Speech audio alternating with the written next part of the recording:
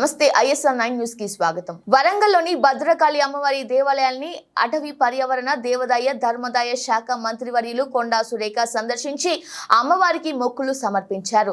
దేవాలయానికి చేరుకున్న మంత్రి కొండా సురేఖకు పూజారులు వేద మంత్రాలతో స్వాగతం పలికారు. ఈ సందర్భంగా మంత్రి సురేఖ దేవాలయంలో దీపారాధన చేపట్టారు. దేవాలయ ప్రధాన పూజారి భద్రకాళి శేషు ఆధ్వర్యంలో పూజారులు ప్రత్యేక పూజ కార్యక్రమాలు నిర్వహించారు. దేవాలయ అధికారులు అమ్మవారి ఫోటోతో కూడిన జ్ఞాపికను బహుకరించారు. ఈ కార్యక్రమంలో స్థానిక కాంగ్రెస్ నాయకులు తదితరులు పాల్గొన్నారు.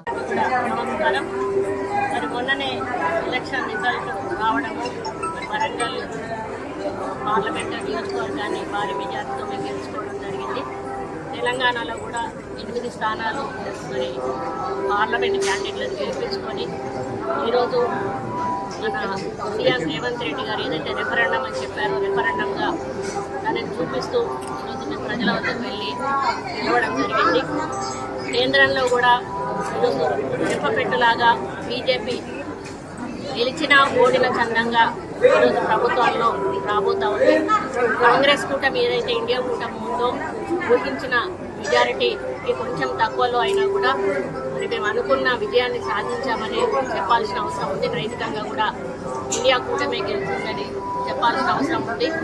మరి మోడీ 400 సీట్ల వస్తాయి అని చెప్పిన మోడీకి మరి దాన్ని రీచ్ కాలేకపోవడం కూడా ప్రజల వ్యతిరేకత అనేది కూడా సందర్భంగా తెలియజేస్తా ఉన్నాను. ఏది ఏమైనా కూడా రేపటితో ఎన్నికల కూడా ముగియబోతా ఉంది. మా ఎలక్షన్స్ కాగానే వితిన్ 1 to 2 months ఈ ఎలక్షన్స్ రావడం వలన కొంత ఎలక్షన్ కోడ్ 2 నెలల నుంచి ఉండడం వలన మేము అనుకున్న రీతిలో ప్రజల్లో ఉండకపోయినా కూడా 6 గ్యారంటీలలో 5 గ్యారంటీలను అమలు చేశాము.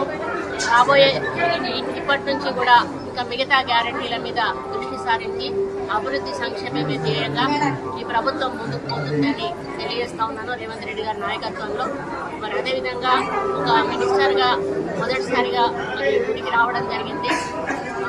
ఎలక్షన్స్ అయినాక వస్తానని చెప్పి ఒప్పుకున్న సందర్భంగా మరి భద్రకాళి అమ్మవారి ఆశీస్సులతో మరి వరంగల్లో ఉన్న ప్రతి టెంపుల్ని కూడా అన్ని రకాలుగా అభివృద్ధి చెందే విధంగా కృషి చేస్తానని ఒక తెలంగాణ దేవాదాయ శాఖ మంత్రిగా కూడా అన్ని టెంపుల్స్ మీద కూడా ప్రత్యేక దృష్టి సారిస్తానని మరి గతంలో పక్క రాష్ట్రమైన ఆంధ్రప్రదేశ్ నుంచి మనకి ఎటువంటి సహాయ సహకారాలు లేకుండే ఇప్పుడు అక్కడ కూడా ప్రభుత్వం మారింది కాబట్టి టీటీడీ నుంచి మరి వీలైనంత నిధులు తీసుకొచ్చి ఇక్కడ దేవాలయాల అభివృద్ధి కోసం కృషి చేస్తానని అదేవిధంగా ఫారెస్ట్ ఎన్విరాన్మెంట్ మినిస్టర్గా కూడా నా బాధ్యతలన్నీ కూడా మరి శ్రద్ధతో నిర్వహించి ప్రజల